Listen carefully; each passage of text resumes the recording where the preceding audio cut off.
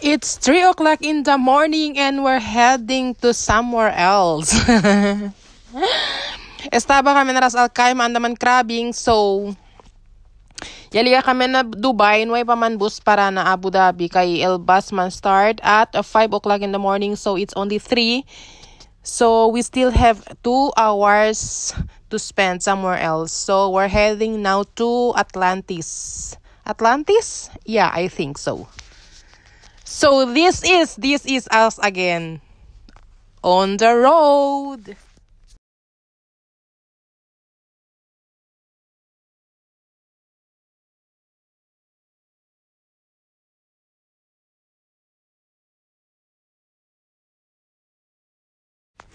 So dahil nga wala pang bus from Dubai to Abu Dhabi kasi alas 3 pa lang ng madaling araw. So sabi nga ni Tessa, we still have 2 hours to spend kaya kailangan pumunta kami sa may Atlantis dito sa may Baywalk. Nakapunta na ako dati dito way back 1970. So we're entering the tunnel going to Jumeirah. I think, yeah, it's Jumeirah. So ang ganda ng tower, ng tunnel nila, no? Kahit gabi, mailaw, masyado. And it's very creative as you look. Pasensya na sa video kasi low quality lang yung camera. Wala pang budget pang upgrade. So sana ma-monetize na yung channel ko para at least makapag-upgrade man lang din ng kahit papaano. But anyway, I hope you like the videos. You have to go with us. You have to join us, explore UAE. What I mean go with us is you have to watch the video and feel like you are with us. Through watching the videos, it's like you are also exploring UAE. Although, yung vlog ko is random videos, random vlogs. Kasi, depende kasi kung may lakad o wala. Kung may laman ng utak o wala. Kaya, ganun. So, pagpasensya na kayo ha. Sana, suportahan nyo naman ako. So, makikita nyo nga, nandito kami sa party ng Jumeirah. Tapos, sobrang tahimik yung mundo. Madilim. Tapos hindi siya traffic kasi nga madaling araw na ito. Imbes matutulog kami, nandito kami sa daan. Oh, tingnan nyo. Ang ganda ng mga palm dates trees. Daming mga Christmas lights. Dito kasi sa Abu Dhabi, dito kasi sa UAE, kahit hindi Christmas, lalo na pag Ramadan or National Day, saang mang sulok ng UAE makikita nyo yung mga Christmas lights. Lalo na pag may mga kasal, makikita nyo buong bahay yan, naka-Christmas light. Akala ko dati nung una ako dito, akala ko, hala, ba't ang bahay punong-puno ng Christmas lights? Bakit Christmas na sa kanila? Yun pala may kasal. So, syempre, ignorante pa ako nung araw na yun. Pero ngayon, ignorante pa din naman, pero upgraded na ng konti. So, ignorante Pro Max na ako ngayon. Hindi na tulad ng dati, ignorante 001. So, eto, tingnan nyo, puro ilaw lang ang makikita nyo. Tapos, ang dilim blurred pa. Parang may katarata yung camera ko. Dalawa lang kami ni Tessa. Pupunta kami dati. Dati kasi Baywalk at ano bang tawag nito dati?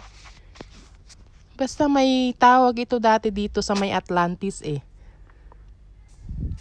Tapos, itong bagong building, gusto ko talagang pumunta dito. Yung ano ba yung pangalan nito? Hindi pa ako nakapunta dyan. Pero sa Atlantis, siguro mga tries na ako nakapasok dyan.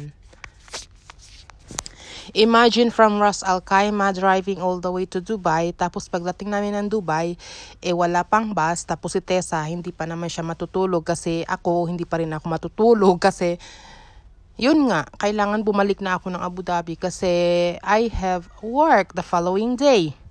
So, in order for us to wait the time, so, pumunta na lang kami dito sa may Boulevard of Broken Dreams. Aywa, ito yung Boulevard ng Dubai. Itong building, oh, ito talaga. Yan, gusto kong pumunta dyan. Hindi pa ako nakapunta dyan. Yan. Kung hindi nyo nakita yung building, pagpasensya nyo na lang. Isipin nyo na lang yung mga ilaw na yan. Yan, ang pinakamagandang building. Para siyang Lego yung building. Hindi ko rin alam kung anong pangalan niya. But I think isa na naman siyang ano ba to? Pinakamagandang landmark dito sa Dubai. So, el Chabacana la Cuachera, mas que hora del madrugada, aquí na camino tan ronda. Junto conmigo si Tessa, ta madrugada.